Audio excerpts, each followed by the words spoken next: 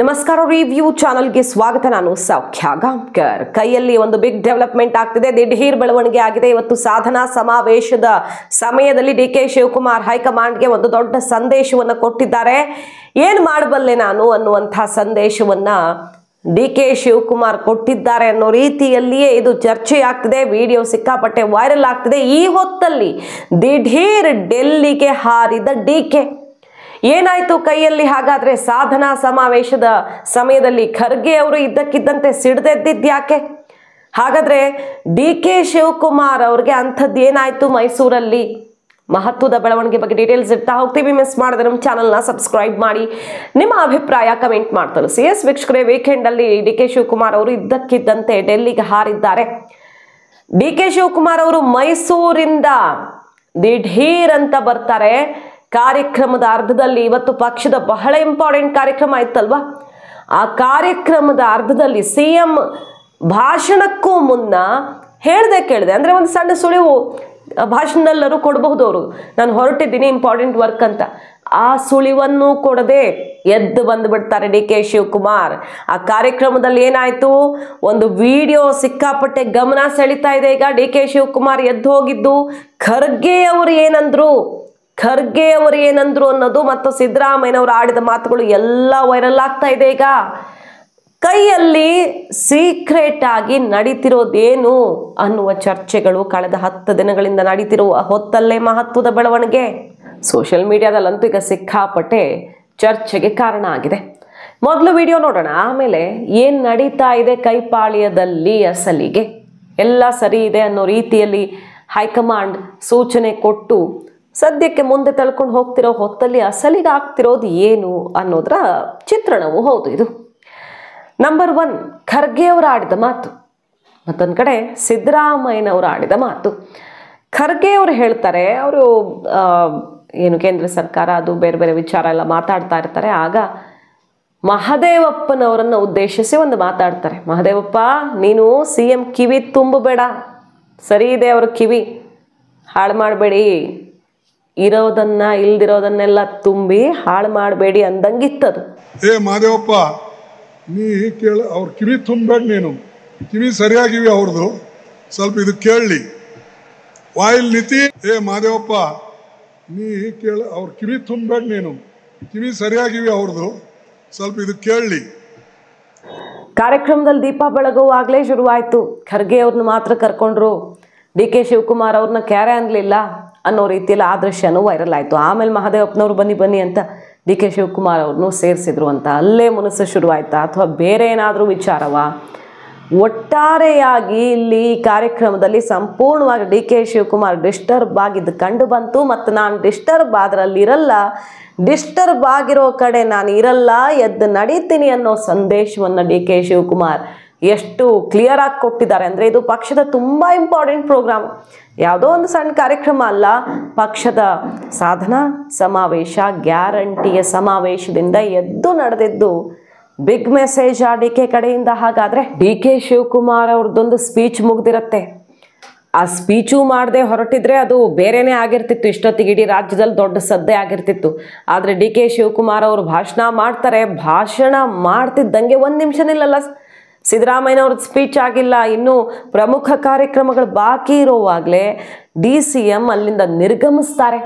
ಸಿದ್ದರಾಮಯ್ಯನವ್ರ ಕಡೆಗೆ ಅಟ್ಲೀಸ್ಟ್ ಒಂದು ಹೊರಟೆ ಅನ್ನೋ ಒಂದು ಸನ್ನೆಯನ್ನು ಮಾಡದೆ, ಪರ್ಮಿಷನ್ ತೊಗೊಂಡು ಹೋಗ್ತಾರೆ ಅಂತಲ್ಲ, ಅವ್ರವ್ರ ಕೆಲಸಗಳು ಅವ್ರವ್ರು ಹೋಗ್ತಾರೆ. ಆದರೆ ಒಂದು ದೊಡ್ಡ ಕಾರ್ಯಕ್ರಮ, ಪಕ್ಷದ ಕಾರ್ಯಕ್ರಮ, ಖರ್ಗೆ ಅವರು ಬಂದಿದ್ದಾರೆ. ಸಿದ್ದರಾಮಯ್ಯನವ್ರಿಗೆ ನಾನು ಹೊರಡ್ತೀನಿ ಅನ್ನೋ ರೀತಿಯಲ್ಲಿ ಅಥವಾ ಭಾಷಣದಲ್ಲಾದರೂ ಆ ಒಂದು ಅರ್ಜೆಂಟ್ ಕಾರ್ಯಕ್ರಮ ಇದೆ ಹೋಗ್ತೀನಿ ಅನ್ನುವಂಥ ಒಂದು ಸುಳಿವನ್ನು ಕೊಡದೆ ಅಲ್ಲಿಂದ ಹೊರಟು ನಿಲ್ತಾರೆ ಡಿ.ಕೆ. ಶಿವಕುಮಾರ್ ಅವರು. ಇಷ್ಟು ಇಂಪಾರ್ಟೆಂಟ್ ಕಾರ್ಯಕ್ರಮದಲ್ಲಿ ಮಧ್ಯದಲ್ಲಿ ಅಷ್ಟು ತುರಿಯಲ್ಲಿ ಹೊರಟಿದ್ದೇಕೆ ಅನ್ನೋ ಪ್ರಶ್ನೆ ಬಂತು.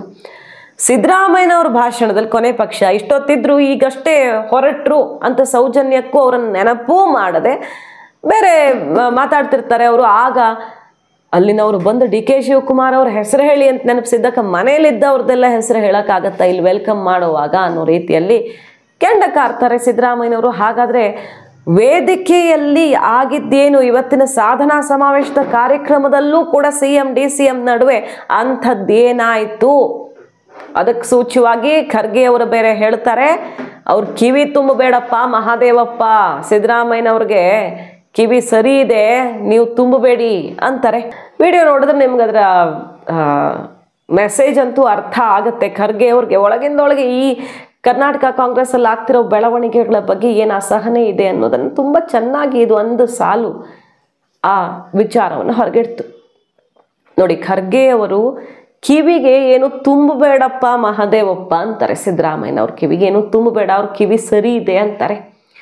ಇತ್ತೀಚಿನ ದಿನಗಳಲ್ಲಿ ಸಿದ್ದರಾಮಯ್ಯನವರು ಡೆಲ್ಲಿಗೆ ಹೋಗಿ ನಾನೇ 5 ವರ್ಷ CM ಅಂತ ಘೋಷಣೆ ಮಾಡಿ ಬಂದ್ರಲ್ವ, ಅದರ ಹಿನ್ನೆಲೆಯ ಬಗ್ಗೆ ಒಂದಿಷ್ಟು ರಿಪೋರ್ಟ್ಸ್ ಬಂದು ಅದೇನಪ್ಪ ಅಂತ ಕೇಳಿದ್ರೆ, ನವೆಂಬರ್ ಅಷ್ಟೊತ್ತಿಗೆ ಅಧಿಕಾರ ಹಂಚಿಕೆ ಆಗತ್ತೆ, ಅಲ್ಲಿ ತನಕನೂ DK ಶಿವಕುಮಾರ್ ಅವ್ರ ಕಾಯಲ್ಲ, ಯಾಕಂದರೆ ಅವರು ತಮ್ಮ ಶಾಸಕರ ಬಲವನ್ನು ಹೆಚ್ಚಿಸ್ಕೊಂಡಿದ್ದಾರೆ ಅಂತ ಒಂದಿಷ್ಟು ಗೂಢಾಚಾರ ವರದಿ ಬಂತಂತೆ ಸಿದ್ದರಾಮಯ್ಯನವ್ರಿಗೆ. ಅವರ ಪರಮಾಪ್ತರು ನೀವು ಇಂತಡ ಮಾಡಿದ್ರೆ ಆಗಲ್ಲ, DK ಶಿವಕುಮಾರ್ ಅವರು ಕುರ್ಚಿ ಏರೋದಕ್ಕೆ ಶಾಸಕರ ತಂಡವನ್ನು ಕಟ್ಟಿದ್ದಾರೆ. ಆರಂಭದಲ್ಲಿ ಏನೂ ಇರಲಿಲ್ಲ, ಅವ್ರ ಹತ್ರ ಹೆಚ್ಚು ಶಾಸಕರು ಇರಲಿಲ್ಲ, ಹಣಬಲ ಇತ್ತಷ್ಟೇ, ಜನಬಲ ಇರಲಿಲ್ಲ. ಈಗ ಆ ಬಲವನ್ನು ಜಾಸ್ತಿ ಮಾಡ್ಕೊಳ್ತಾ ಇದ್ದಾರೆ. ನೀವು ಇಂತಡ ಮಾಡಿದ್ರೆ ತುಂಬಾ ಕಷ್ಟ.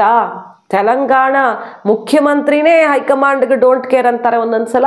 ನೀವೆಲ್ಲಿದ್ದೀರಿ ನೀವು ಸಿದ್ದರಾಮಯ್ಯನವರು ಅಂತ ಅವರ ಪರಮಾಪ್ತರೆಲ್ಲ ಸೇರಿಕೊಂಡು ಅವ್ರಿಗೆ ಶಕ್ತಿ ತುಂಬಿ ಡೆಲ್ಲಿಯಲ್ಲಿ ಘೋಷಣೆ ಮಾಡಿಸಿದ್ರು. ಆ ಹೇಳಿಕೆ ಕೊಡಲೇಬೇಕು, ಇದು ರೈಟ್ ಟೈಮ್ ಅಂತ ಕೊಡಿಸಿದ್ರು ಅಂತ ಒಂದು ಚರ್ಚೆ ಆಯ್ತದ. ಹೈಕಮಾಂಡ್ ಗಮನಕ್ಕೂ ಹೋಗಿರುತ್ತೆ ಇಂಥದ್ದೇ ಆಗ್ತಿದೆ ಅನ್ನೋದೇ. ಆದರೆ ಕೈಪಾಳ್ಯದಲ್ಲಿ ಹೈಕಮಾಂಡ್ ಅದನ್ನು ತುಂಬ ಹತ್ತಿರದಿಂದ ಗಮನಿಸ್ತಿರುತ್ತೆ. ಸಿದ್ದರಾಮಯ್ಯನವರ ಟೀಮ್ ವಿರೋಧದ ನಡುವೆಯೂ ಇಷ್ಟೆಲ್ಲ ಇಲ್ಲ ಅಂದಿದ್ರೆ ಯಾಕೆ ಸುರ್ಜೇವಾಲಾ ಅವ್ರು ಪದೇ ಪದೇ ಬರ್ತಾರೆ, 3ನೇ ಸಲ ಬರ್ತಾರೆ.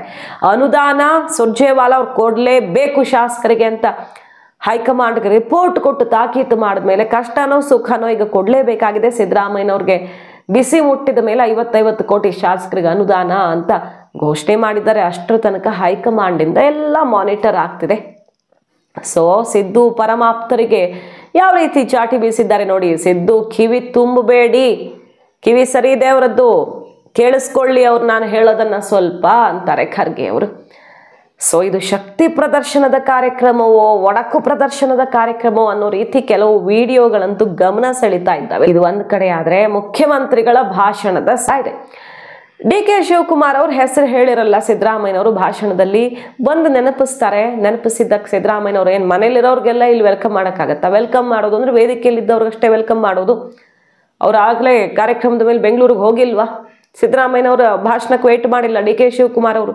ಮನೇಲಿರೋರಿಗೆಲ್ಲ ಇಲ್ಲಿ ವೆಲ್ಕಮ್ ಮಾಡೋಕ್ಕಾಗತ್ತೇನ್ರಿ, ಸ್ವಲ್ಪ ಅರ್ಥ ಮಾಡ್ಕೊಳ್ರಿ ಅಂತ ಕಿಡಿ ಆಗ್ತಾರೆ ಸಿದ್ದರಾಮಯ್ಯನವರು.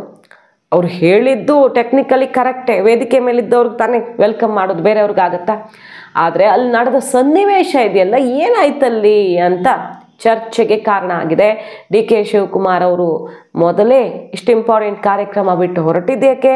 ಸಿದ್ದರಾಮಯ್ಯ ತವರಿನ ಶಕ್ತಿ ಪ್ರದರ್ಶನದ ಕಾರ್ಯಕ್ರಮದಲ್ಲಿ DK ಹೊರಟಿದ್ದಕ್ಕೆ ಕಾರಣ ಏನು? ಸಿದ್ದರಾಮಯ್ಯನವರು ಈ ರೀತಿ ಆನ್ಸರ್ ಮಾಡಲೇಬೇಕು ಅಂತೇನಿರಲಿಲ್ಲ. ಅವ್ರು ಇಲ್ವಲ್ರಿ, ಬೆಂಗಳೂರಿಗೆ ಹೊರಟ್ರಲ್ಲ, ಸಾಕಿತ್ತಲ್ವಾ? ಮನೇಲಿದ್ದವ್ರಿಗೆಲ್ಲ ಇಲ್ಲಿ ವೆಲ್ಕಮ್ ಮಾಡೋಕ್ಕಾಗುತ್ತಾ ಅಂತಾರೆ ಸಿದ್ದರಾಮಯ್ಯನವರು. ಸೊ ಆ ಮಾತುಗಳು ಕೂಡ ಗಮನ ಸೆಳೆದ್ವು. ಎಲ್ಲಿ ಇಲ್ವಲ್ರಿ, ಒಟ್ಟೋಗಿದ್ದಾರೆ, ಕೂತ್ಕೊಳ್ಳಿ. ಏನು ಲಾಯರು DK ಶಿವಕುಮಾರ್ ಹೊಟ್ಟೋದ್ರು ಬೆಂಗಳೂರಿಗೆ. ಯಾವಾಗಲೂ ಇರೋರ ಹೆಸರು ಹೇಳಬೇಕು ಹೊರತು ಹೊರಟೋದವ್ರ ಹೆಸರು ಹೇಳಕ್ಕಾಗಲ್ಲ. ವೆಲ್ಕಮ್ ಮಾಡೋದು ಇರೋರಿಗೆ, ಇಲ್ಲಿ ಯಾರ್ಯಾರು ಇದ್ದಾರೆ ಅವ್ರಿಗೆ ಮಾತ್ರ ವೆಲ್ಕಮ್ ಮಾಡೋದು. ಮನೇಲಿ ಕೂತಿರೋರಿಗೆಲ್ಲ ವೆಲ್ಕಮ್ ಮಾಡೋಕ್ಕಾಗಲ್ಲ. ಗೊತ್ತಾಯ್ತಾ? ನೀವು ವಕೀಲರು ಸ್ವಲ್ಪ ಅರ್ಥ ಮಾಡ್ಕೋಬೇಕು ಇವೆಲ್ಲನೂ.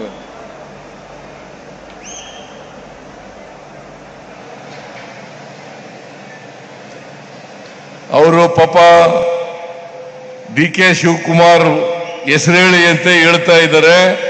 DK ಶಿವಕುಮಾರ್ ಅವರು ಉಪಮುಖ್ಯಮಂತ್ರಿಗಳು, ಅವರು ಬೆಂಗಳೂರಿಗೆ ಹೋಗ್ತೀನಿ ಅಂತ ಹೋದ್ರು, ಬೇರೆ ಕೆಲಸ ಇದೆ ಅದಕ್ಕೋಸ್ಕರ ಹೋಗ್ತೀನಿ ಅಂತ ಹೋದ್ರು.